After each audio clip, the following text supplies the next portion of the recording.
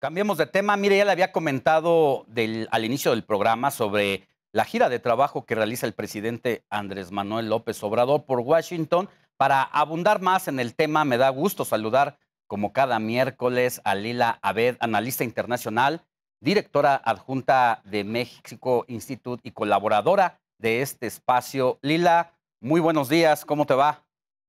Alejandro, muy buenos días, como siempre, un gusto estar aquí. Bueno, pues tenemos la oportunidad de tenerte hoy específicamente para conocer tu opinión sobre los ecos de la reunión de ayer.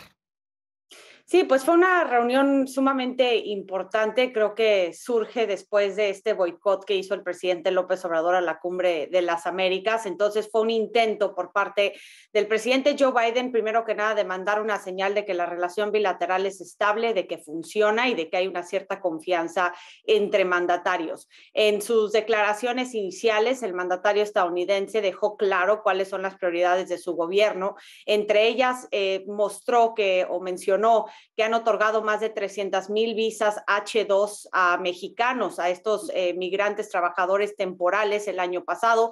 También mencionó que se han invertido más de 3,000 millones de dólares para modernizar la infraestructura fronteriza y cómo quiere combatir la trata de personas, la violencia, el narcotráfico que ocurre en torno al contexto migratorio. Y también mencionó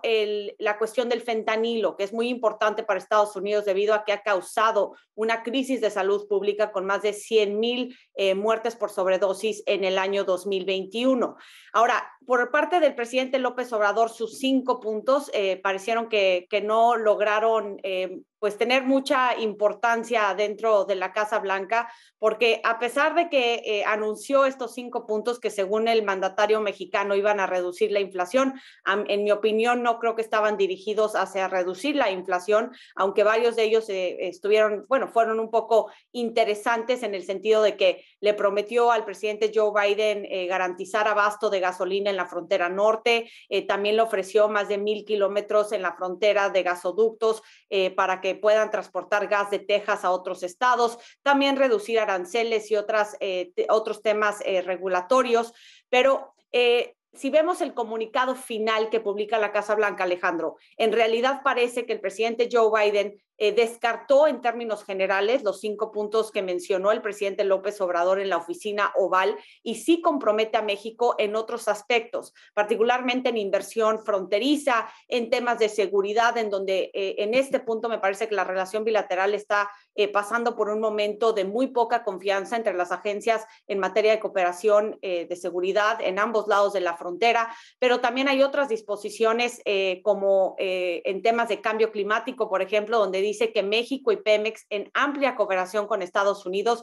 van a trabajar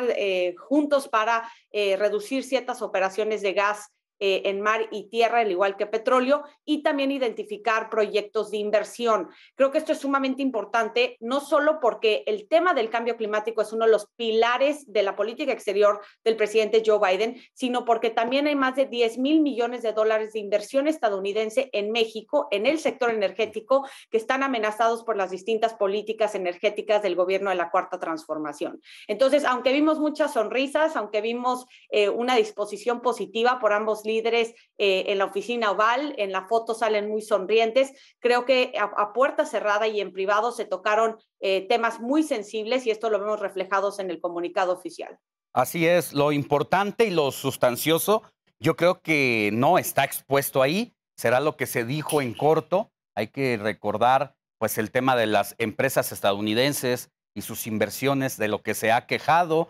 el perfil con el que se ha manejado el embajador de los Estados Unidos en México y quien pues pasó desapercibido en esta gira. Es decir, a simple vista parece, de acuerdo a lo que tenía en el comunicado, que hubo una relación amistosa, pero en los términos diplomáticos que tú conoces muy bien, el trato que le da el presidente de los Estados Unidos a López Obrador al recibirlo en el Salón Oval y no en los jardines,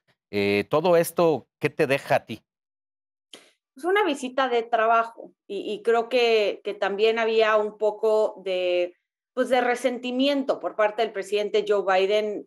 tras esta decisión del presidente López Obrador, primero de no asistir a la Cumbre de las Américas, pero también de pedirle a otros líderes de América Latina que tampoco fueran, debido a que no se le extendió una invitación a Nicaragua, Venezuela y Cuba. Creo que el presidente Joe Biden es un líder y un gobernante con una amplia experiencia diplomática. Fue vicepresidente 8 años, senador por Delaware, fue presidente de la Comisión de Relaciones Exteriores. Vamos, no estamos hablando de un trato como nos esperábamos por ejemplo, de un Trump. Vamos, Biden es un diplomático de cepa. Y le iba a dar el trato que se merece a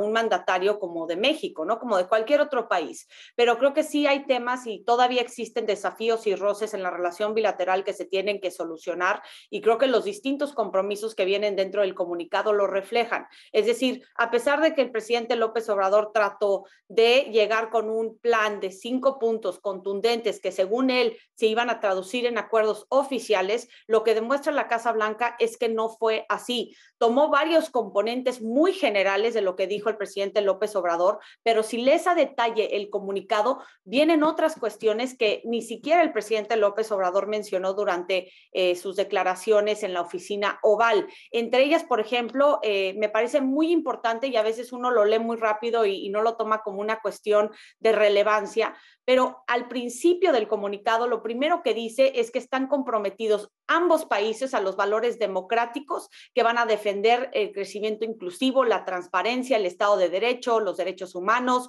como valores fundamentales que rigen la relación bilateral. Y creo que el presidente Joe Biden ha sido muy cauteloso durante estos últimos años de no ser tan crítico de las distintas medidas antidemocráticas que ha implementado el presidente López Obrador, porque Biden sabe que necesita forzosamente la cooperación de México para frenar el flujo migratorio, pero los resultados no han sido positivos. Siguen incrementando el número de personas que llegan a la frontera entre México y Estados Unidos, más de 1.7 millones de detenciones en el año fiscal 2021. En el año fiscal 2022 se está proyectando que vayan a haber más de 2 millones de detenciones. Es decir, es posible que con esta mención de los valores democráticos y con todos los otros temas que aborda el comunicado de Estados Unidos, que el presidente Joe Biden deje a un lado, no a un lado, pero que no sea la única prioridad la migración, sino que ahora Estados Unidos se puede meter en otras materias en la relación con México, que ya lo han hecho miembros del Congreso, tanto republicanos como demócratas,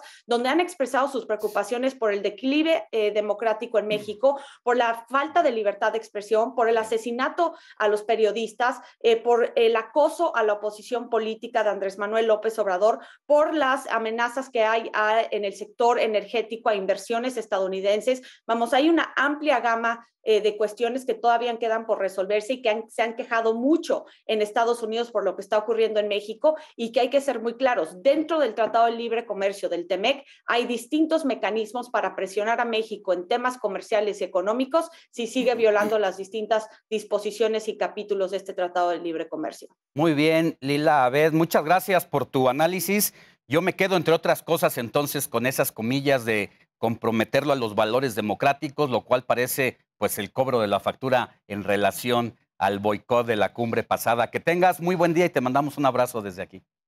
Otro de vuelta. Muy buenos días, Alejandro, y un saludo a todo el público. Y ahora